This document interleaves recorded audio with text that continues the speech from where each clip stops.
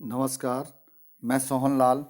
आज हम BA part प्रथम चित्रकला विषय के विद्यार्थियों के लिए रेखांकन का विकास एवं संभावनाएं विषय पर चर्चा करेंगे। इसके अंतर्गत रेखाओं का विकास कैसे हुआ और किन किन कारणों से रेखाओं का विकास हुआ, इसमें सर्वप्रथम हम निरीक्षण पद्धति पर चर्चा करते हैं। इस पद्धति में वस्तु के मुख्य गुणों, आकार, वर्ण एवं तल का रेखा की सहायता से अंकन करना होता है। इससे हमारी आंतरिक चेतना एवं प्रमा का विकास होता है, जिसका अभिव्यक्ति में प्रमुख हस्तक्षेप होता है। निरीक्षण पद्धति साधारण दृष्टि प्रक्रिया से भिन्न होती है, क्योंकि यहाँ हम वस्तु की उचित रचना का ध्यान रखते हैं। जैसा वस्तु है या जैसी वस्तु है वैसी की वैसी बनाने की कोशिश करते हैं।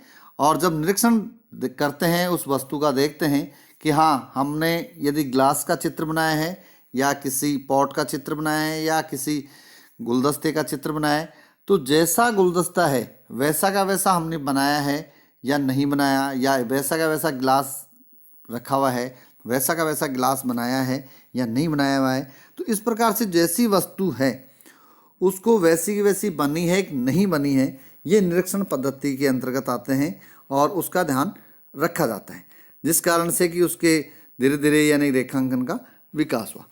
दूसरा जो कारण है उसमें पुनर्धारण। इसके अंतर्गत वर्ण, आकार तथा पौध का अध्ययन करके उसका संबंध वस्तु से स्थापित करने में एक पद्धति का सहारा लिया जाता है, जिसे पुनर्धारण कहा जाता है। इसमें जैसा जो आकार हम बनाने की कोशिश कर रहे हैं, उसके अंतर्गत हम वर्ण, रंग और उसके आकार और उसका ऊपर का जो पॉट जो है, टेक्सचर जो हैं, वो किस प्रकार के हैं, उनका पूर्णता से पालना की जाती है, जो इसके अंतर्गत आते हैं। इसके बाद में जो अन्य नेक्स्ट जो टॉपिक आता है वो विषय संबंध का आता है। रेखांकन के अंतर्गत रेखाओं की विभक्तियों से विषय को निखारना तथा पूर्ण संयोजन की स्थिति में ले जाना इस पद्धति का मुख्य विषय है। और इसके अंतर्गत कीरम काट का तथा आकस्मिक रंग उड़ेलना आदि की पद्धति से इसका विकास कर सकते हैं।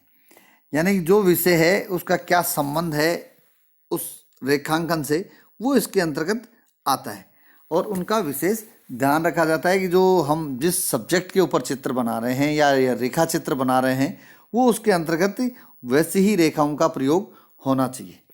इसके बाद में आता है अंतराल एवं आयतन। चित्रभूमि पर आकृति के दृष्टिगत रूप के अनुकूल स्थान घेरकर आयतन का अंतराल से संबंध का जो अध्ययन करना इस पद्धति के अंतर्गत आता है।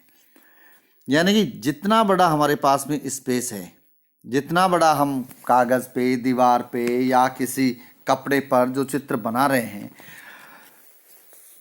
जितना बड़ा हमारे को चित्र बनाना है उतना उसके अनुरूप कागज़ या धरातल होना चाहिए। और वैसे ही अनुपालना में यानी कि उसका अध्ययन करके कि हाँ, अब हमारे को इस पेपर पे चित्र बनाना है, तो एक चित्र बनाना है तो उसका आकार थोड़ा बड़ा होगा, और दो हैं तो दोनों बराबर बराबर हो सकते हैं। यानी कि उस पेपर के अंदर ऐसे स्पष्ट दिखाई देनी चाहिए और उनका संबंध भी उस स्पेस से होना चाहिए। ये नहीं कि पेपर बहुत बड़ा ले लिया और चित्र बहुत छोटा सा बना दिया, तो वहाँ पे वो क्या है कि अंतराल और आयतन दोनों यानी कि स्पष्ट अच्छे नहीं लगेंगे। रेखात्मक जो रेखांकन अपन कर रहे हैं या रेखांकन जो चित्रकार करता है वो अच्छे दिखाई नहीं देते हैं, इसलिए उनको सुंदर बनाने के लिए उनका विशेष ध्यान रखा जाता है। इसके बाद में आता है अनेक सीमांतीय पद्धति। ये रेखा के क्षेत्र में एक नवीन प्रयोग है। एक वस्तु को सामने रखकर चित्रभूमि पर स्थित केंद्रीय रेखा पर ही उसके घुमाव का बार बार अंकन करना इस पद्धति के अंतर्गत आता है। इस पद्धति में हम वस्तु के आयतन तथा परिणाम के संबंध में अधिक जान सकते हैं। इसी प्रकार से किसी मूर्ति या मानव देहाकृति के उतार चढ़ाव के अनुसार अनेक रेखाएं खींचने से भी हमें उसके आयतन का अच्छा ज्ञान प्राप्त हो सकता है। यानी किसी चित्र को यदि हम बनाना चाहते हैं तो उसमें बार बार यदि रेखाएं खींचेंगे तो वो पता लग जाएगा कि हाँ इसका इतना आयतन या इतना होगा। जैसे किसी व्यक्ति विशेष का आकृति बनानी है या ये कहें कि उसकी बॉडी का जो चित्र बनाना है तो उसकी बार बार रेखाएं खींच करके और देखा जा सकता है कि हाँ ये चित्र, ये आकार इतना लंबाई चौड़ाई होगी, तो इसलिए इसको इस पद्धति का प्रयोग किया जाता है। इसके बाद में दूसरी नेक्स्ट जो पद्धति आती है वो स्वर पद्धति। ये भी रेखा के क्षेत्र में एक नवीन प्रयोग है।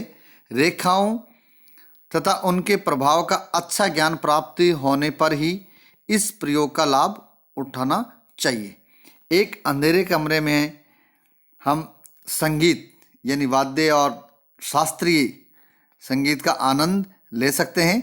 फिर इसी बीच तूलिका या कलम से हम संगीत के उतार चढ़ाव के प्रभाव का रेखांकन यदि करते हैं तो उसमें हमारे को पता लगता है कि हाँ हम किस प्रकार की यानी स्वर पद्धति से रेखांकन का प्रयोग किया है।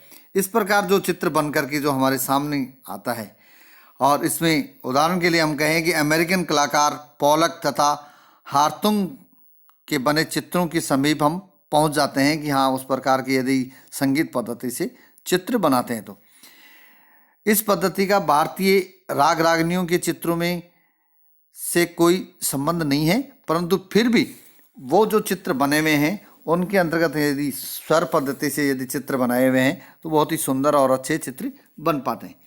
इसके बाद में आती है विलोम पद्धति, अनभ्यस्त हस्त रेखांकन। यदि किसी आकृति को बाएं हाथ से बनाएं और जो बाएं हाथ का प्रयोग करते हैं वह सीधे हाथ से बनाएं तो रेखांकन के एक नया प्रभाव आ जाता है। यदि हम इस प्रकार से यदि दाहिने हाथ से लिखते हैं तो बाएं हाथ से लिखें, बाएं हाथ से लिखते हैं तो दाहिने हाथ से लिखते हैं। इसके अंतर्गत विलोम पद्धति में दूसरी विधि यह है कि सम्मुख रखी वस्तु को विपरीत दिशा यानी कि विलोम दूसरी दिशा में रख करके बनाएं, तब हमारे को पता लगता है कि हाँ हम उसमें कितना यानी कि अंतर कर पाए हैं विलोम पद्धति के अंतर्गत। जैसा हम दाहिने हाथ से लिख पाते हैं वैसा का वैसा यदि बाएं हाथ से लिखते हैं और हमारी हैबिट अच्छी हो गई, आदत अच्छी होगी लिखने की, तो हम बहुत ही अच्छा सुंदर यानी कि लेखन कर सकते हैं या चित्र बना सकते हैं। परंतु यदि दूसरे से बनाएंगे तो थोड़ा सा अटक अटक करके बनाने की कोशिश करेंगे और थोड़ा ठीक अच्छा सुंदर चित्र नहीं बन पाएगा। तो इसको देखने के लिए ये इस प्रकार की यानी पद्धति का प्रयोग किया जाता है कि हाँ हम जैसा लाइनिंग जैसी ड्रॉ यानी जैसा अंकन हम दाहिने हाथ से कर सकते हैं, दाहिने हाथ से करने वाले व्यक्तियों के लिए है, और वैसा ही वो बाएं हाथ से यदि करते हैं तो उसमें वो सिद्धस्त हैं और बहुत ही अच्छा प्रयोग करते हैं। इसके बाद में आती है तीव्र प्रभाव पद्धति। यदि हम शीघ्रता से एवं तीव्र संवेदनाओं के साथ एक रेखा खींचते हैं तो वह प्रभाव में सशक्त होती है। स्केच की रेखाओं की यही विशेषता है। यानी कि यदि हम किसी वस्तु का या किसी व्यक्ति का या प्रकृति का स्केच बनाते हैं, स्केच ड्रॉ करते हैं, स्केच रेखांकन का कार्य करते हैं तो उसके अंतर्गत ये विशेषता आती है कि हाँ जल्दी जल्दी से हम लाइनिंग खींच करके और एक चित्र बना देते हैं कि हाँ ये इस प्रकार का आकार है। और ये इसके अंतर्गत काफ़ी निपुणता आती है कि चित्रकार तीव्रता से वो कार्य कर सकता है। जैसे स्केच बनाना होता है तो थोड़ी तीव्र गति से या तीव्र प्रभाव पद्धति से ही बनता है और वही स्केच यानी अच्छा दिखाई देता है। ऐसे नहीं है कि भाई हाँ स्टार्टिंग में जैसे डॉट डॉट डॉट लगा करके या थोड़ी थोड़ी छोटी छोटी लाइनें खींच करके हम बनाने की कोशिश करें तो वो इसका मतलब वो स्केच नहीं है। वो यानी कि जब प्रारंभ में यदि किसी को सिखाने की कोशिश करते हैं तब वो इस प्रकार के यानी कार्य हो सकते हैं, अन्यथा तो तीव्र प्रभाव पद्धति से ही स्केच बनाए जाते हैं। रेखा के अंतर्गत रेखा तथा गति ऊर्जा, इसके बारे में भी यदि हम चर्चा कर लें इसके साथ ही तो बहुत ही अच्छा होगा। रेखा में एक ऊष्मा अथवा प्रभाव होता है। प्रभाव आंगिक विकास का आधार है। यदि किसी रेखा या आकार में प्रभाव नहीं है तो उसमें सक्रियता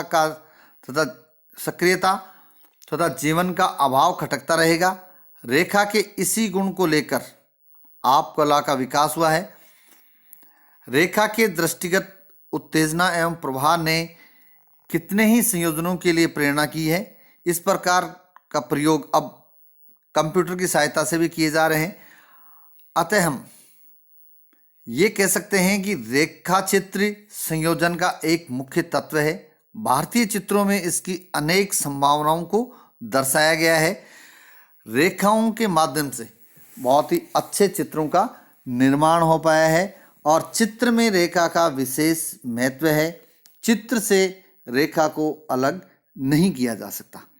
इसलिए हम ये कह सकते हैं कि रेखा का कला के तत्वों में अत्यधिक महत्व है।